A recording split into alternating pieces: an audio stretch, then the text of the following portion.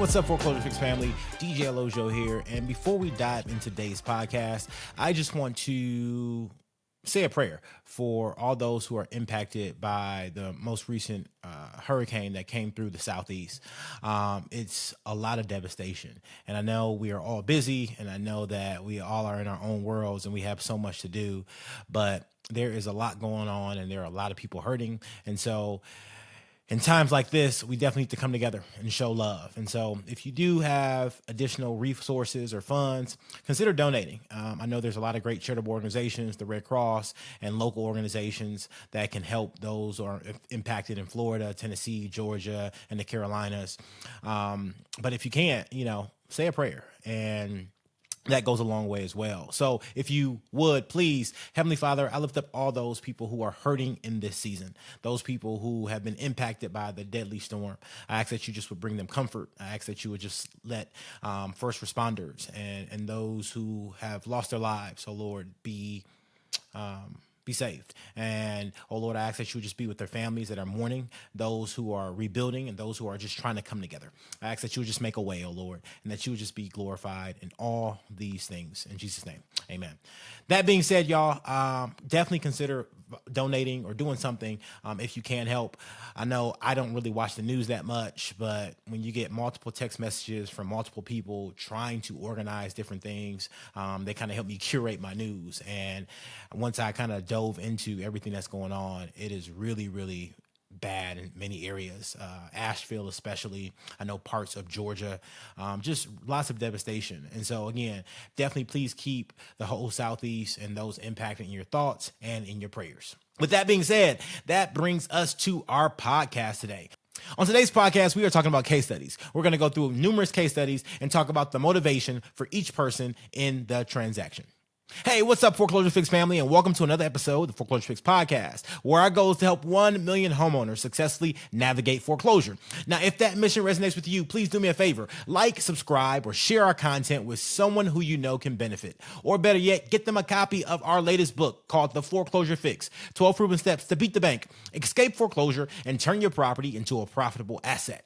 On today's podcast, we are talking about case studies. Yes, we're going through case studies. The cool thing about today's podcast is that our emphasis is going to be on the motivation of the parties involved. And I will dive more into that as we go through. But one of the things I always want to tell you all listening is that motivation plays a huge role when you think about real estate, when you think about foreclosure, when you think about life in general. The motivation of the individual or the individuals involved help dictate the outcome. And the best way to show this is really from a case study in my own life. Maybe I want to say it was about 8 or 9 years ago. I had Acura MDX. And for those of you who are not familiar with the Acura MDX is basically like a mid-sized SUV that Acura makes. I love that car. It was great. I bought the car used. I bought it from a person who didn't really drive it too much, and so it had low mileage. And when I upgraded to the Acura MDX from I think Chevy Equinox that I was driving, you would have thought that I went from, driving a hoopty to driving a Bentley. It was the ride was just so much better. It was so good that my wife actually stole that car from me, right? Because it actually was supposed to be my car, but then she conveniently traded with me. And so she was driving it, but it was a great car. I loved it. It didn't give me any problems until one day it did.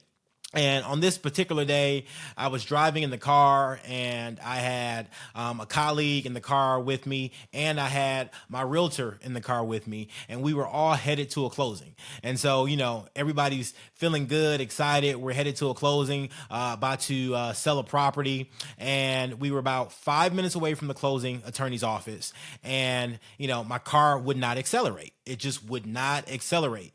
And what happened is that the timing belt messed up. And I didn't replace the timing belt, didn't even know I needed to replace the timing belt, even though I took it to get service. But the timing belt messed up. And so it just left me stranded there on the side of the road. And so a car that I loved, a car that I appreciated so much, left me stranded.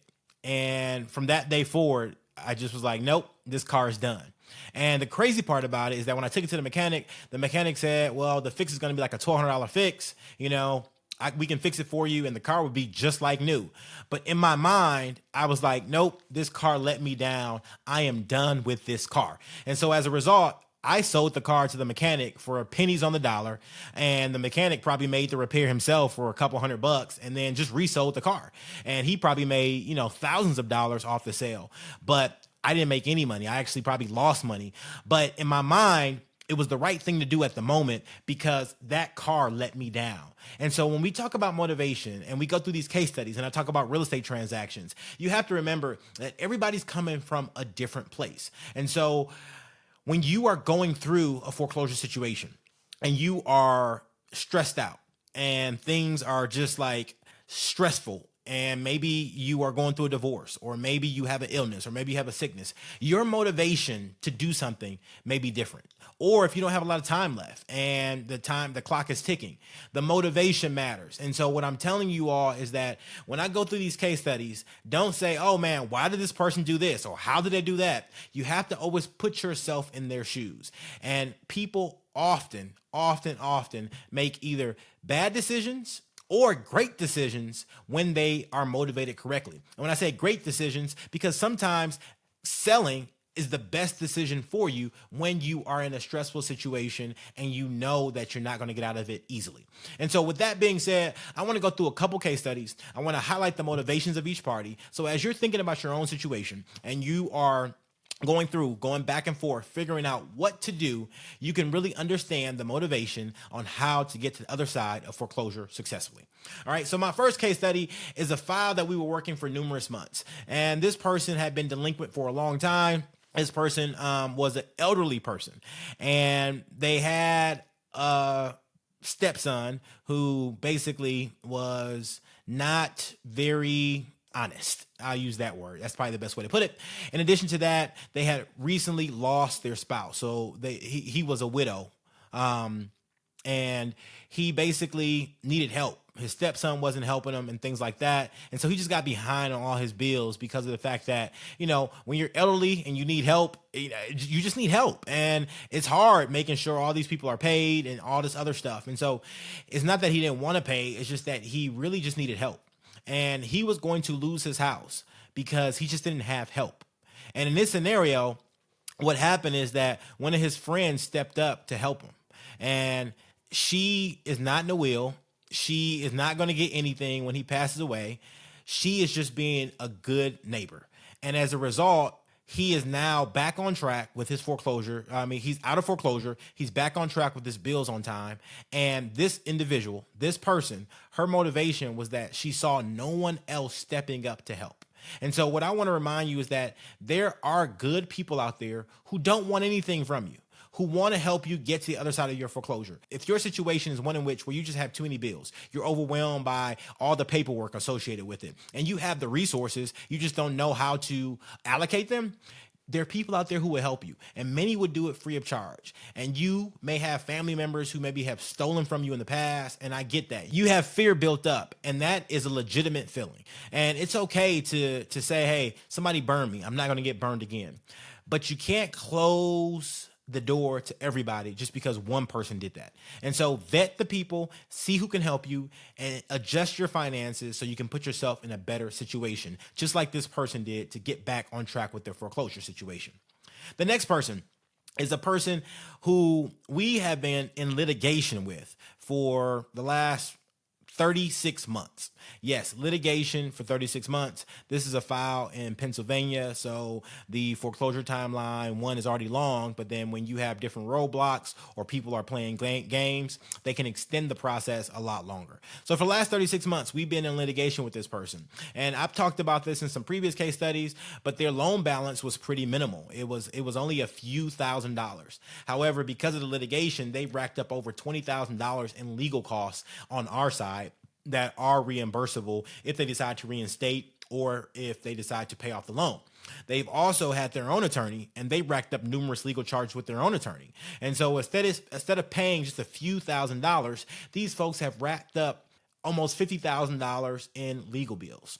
And so this just goes to show that if you're going to play that game, you better make sure you're going to win. And in that scenario, I'm not sure what their motivation is. I'm not sure if their motivation was just to extend. I'm not sure if their motivation was to make the bank spend more money in the hopes that the bank is going to go away. But, it's a bank. They typically have a decent amount of liquidity to be able to pay, what is needed to foreclose if they start going down that road. And so at the end of the day, I just want you to understand that if your motivations are negative, and I can only assume that these folks had a negative motivation, it can come to bite you in the butt oftentimes. And so just keep that in mind if you want to play that game of chicken with the bank, that you got to be prepared that the outcome may be you having a big fat legal bill at the end. A couple local situations that I'm dealing with here in the metro Atlanta area is, one house that we are looking at acquiring. And for those of you all don't know, we manage and run a kind of a fix and flip organization where we buy houses, we renovate them, and we resell them. And so in addition to the stuff we do on the asset management side for notes, we also do that here locally in Atlanta, Georgia. So if you know anybody who needs to sell in Atlanta, Georgia, please let us know, because we are always helping homeowners figure out their next step to transition. And so that being said, a specific situation is a hoarder house that we are looking at and dealing with here in the Atlanta, Georgia area. And so this house needs a ton of work, right? But in this scenario, they pretty much left probably about $20,000 on the table, because the house is a hoarder house. And so for context, this house was owned by an individual, and that individual has now passed away. And so his estate is now responsible for the house, and his estate is made up of his children. And one of the children is the executor of the estate. And so in this scenario, they have been kind of in this limbo for about 2.5 years dealing with the probate. And it's not necessarily because the probate situation was contested. It's just a situation where I think that they were still mourning and grieving. And we understand and know that grieving doesn't always happen at the same time frame for everybody. Some people get over stuff in a short amount of time. Sometimes it takes a very long time to get over the passing of a loved one. And no matter how long it takes you, it's important that you take that time to grieve. And so this family just took a while to grieve. But in the process, there was stuff in the house. The house became more and more dilapidated, and the house is just kind of overrun. And I think also a big mental hurdle was actually going into the house to kind of retrieve that stuff. And if you've ever lost somebody who's close to you, you can probably empathize with that. Like going back and seeing their stuff, you're just flooded with so many different emotions and memories and things like that. And so as a result, they basically said, hey, we're selling this house as is. We're leaving everything in here. But the house is like packed to the brim, like so much so that like when you go in the house, like you can't even kind of get around. And it probably would have cost around $8,000 to $10,000 to get everything out the house, put in dumpsters, and things like that. But they didn't even do that. And so as a result, they are basically going to probably take a $20,000 discount on what the actual value of the house would be if they just remove the stuff, because they don't want to move those items out. And so for them, when you look at their motivation is like they want to just be done. They're at the point where they've mourned, they're grieved, they just want to move on, and they don't want to go back and relive all those things. So they're comfortable saying, hey, I know I'm leaving potentially $20,000 on the table. That is okay, because it's not worth me going back to relive all the drama, all the stress, and everything else. And so for some of you facing foreclosure, that may be the same position you're in, where it's not worth it, to get that extra little bit of income if you have to go back and relive all those painful memories that may be associated with your foreclosure, or maybe associated with the divorce, or maybe associated with that house. And so sometimes the juice is not worth the squeeze. And so just make sure you are assessing what is right for you in your situation and getting proper help where needed. The last story is a story of just a tired landlord. And when I say a tired landlord, I'm talking about somebody who basically, has been managing and owning property for a long time. I was talking with one of my church members recently, and she was telling me about, her parents. And she was talking about her parents owned kind of multiple rental properties at one point in time in their lives. But in this scenario, her dad was doing all of the maintenance calls, all of the service calls. And he was a handy guy, but over the course of numerous years, that really began to wear on him because you can't enjoy yourself because you're, relaxing on the weekend and the tenant calls you and they're saying, hey, my toilet is clogged up. Can you come fix it? So what do you got to do? You stop everything you're doing. You go over there and you fix it. Sunday, same thing happens. Somebody calls you and say, oh, my stove's not working. Can you come fix it? And that was just his life. It was always a constant kind of being on edge and saying, all right, I can't relax because I know somebody's going to call me and disturb my life. As a result, after numerous years of owning those properties, they end up selling them for a discount. And that discount was probably about 15% on what the actual value was because their motivation at that time was that they're just done. They're frustrated. They don't want to do it anymore. And in that scenario, you really can't blame them. If you never had a weekend where you got to just enjoy and relax, how would you feel after numerous years of doing that? And so again, the motivation for them where they were willing to take a discount was that they were done. They were comfortable with selling for less because they just want to be done with it. However, in that scenario, what would have done them good is maybe to look at third-party management, or maybe to consider getting a handyman, or maybe having an answering service take those calls, or maybe even setting the right expectations with the tenants about who should be doing what and who they should be calling for different things. Maybe that would allow them or gave them the longevity to be able to own the properties longer and maybe not sell for such a discount, but maybe sell at market value. Regardless, all these case studies go to show you that the motivation of the individual can cause them to do things that on the outside may be silly, but to them may be much needed relief. And so if you are facing foreclosure and you're considering all your options, remember that you may do some things to other people that may look very silly. And if you don't have outside perspective kind of helping you, guiding you, or helping you think through what the best decision is for your foreclosure situation, you may make a bad decision or a decision you may come to regret. That being said, no one also understands everything that you're going through. You may be stressed out and this may be the least of your concerns. Yes, I've seen it where the foreclosure that somebody's dealing with is the least of their concerns because maybe they're dealing with a health scare and their health is more important than their house, which I agree 100%. And so at the end of the day, please just make sure and understand that your motivation impacts your decision-making process. And you need to make sure that you assess it. So that way, when you make a decision, you're making the right decision for you in this season. As always, our goal is to help 1 million homeowners successfully navigate foreclosure. If you need help, remember foreclosure help is free from the federal government. And you can always reach out to us at help@theforeclosurefix.com. That being said, that brings me to my favorite part of the podcast, which is our bow tie round. And our bow tie round is where you, our listeners, get to tie one on with your host, DJ Olojo. The B in bow tie round stands for my best advice for somebody facing foreclosure. The O stands for one thing I'm grateful for. And the W stands for my wildest or most interesting foreclosure-related story. The B in bow tie round today, my best advice is to understand your motivations and the motivations of all the other parties when you are facing foreclosure. So if you are a seller, understand the motivation of the buyer. If you are a buyer, understand the motivation of the seller. If you plan to reinstate your loan, understand the motivation of the bank. If you plan to refinance your loan, understand the motivation of your new lender, right? You have to understand the motivation of all parties so you can make the best decision and navigate it successfully.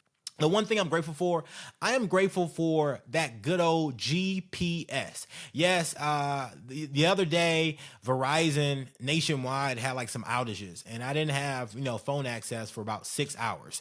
And so I was driving to numerous destinations. I had numerous meetings and typically I just use my cell phone, the GPS on my cell phone. But guess what? It was not working because I didn't have any cell service. And so luckily I have one of those old school GPSs, one that I have not used in probably about, 10 years. I had it in my car and I plugged it up. Shout out to Garmin. I plugged it up and it took about 25 minutes for it to find the satellite. But when it found the satellite, it was on and popping. That thing kind of navigated me through the city. And I guarantee it would have been a rough day if I did not have that GPS. And so I am grateful for the good old GPS systems. And if you are listening to this and you don't know what I'm talking about, you are just too young. We used to have those things everywhere. You maybe remember the days when we used to print out kind of Google Maps, or actually Yahoo Maps was the one that was popping back in the day. And we used to have to really navigate or actually pull out a map and know how to read and go north, south, east, west. Today we've been spoiled with technology. I'm grateful for the technology, but when it fails, oh my goodness, you need backup plans. So that being said, I'm so grateful for GPS. All right. So, hey, my wildest or most interesting foreclosure related story. Yeah, I gave y'all 4 of them today. Come on, like y'all just are getting so greedy. Y'all got 4. Y'all got 4 case studies on what's going on. And so you don't get another one. You got to come back next week to hear another one. Y'all, I appreciate you listening so much. If the mission to help 1 million homeowners resonates with you, do me a favor, like, subscribe, and share our content with someone who you know it can help. Or better yet, leave us a review. Leave us that 5-star review. Click subscribe. It helps the algorithm. And at the end of the day, you're helping more people successfully navigate foreclosure. As always, I appreciate you for listening. God bless you, and I'll talk to you soon. The views and opinions on this podcast are for informational purposes only and should not be construed as legal advice. If you have a specific legal question, we highly recommend you contact a qualified legal professional.